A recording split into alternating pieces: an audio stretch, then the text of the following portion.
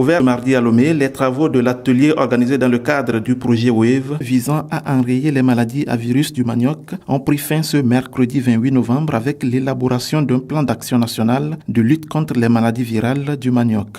Comme action phare de ce plan, la création d'un centre d'opération d'urgence, une sorte d'agence qui travaillera avec le département de l'agriculture à travers la direction de la protection des végétaux.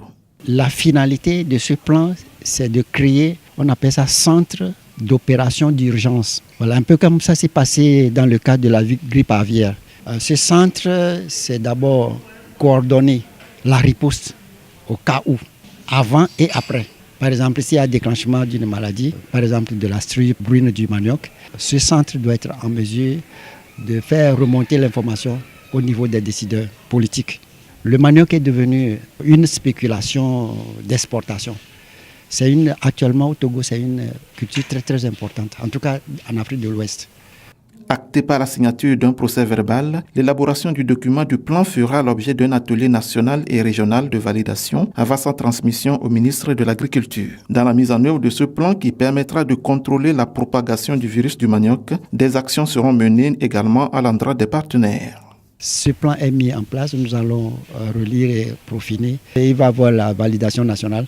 Ensuite, il va avoir une validation au niveau régional qui va se tenir à Abidjan. Ça va être remis au ministre de l'Agriculture qui va signer. Une fois la signature faite, ça veut dire que c'est créé. Au cours de l'exécution du plan, il faut faire des prospections pour faire l'état des lieux, faire des analyses. Si jamais la maladie se déclenche, alors les autorités prennent les dispositions nécessaires pour étouffer l'épidémie.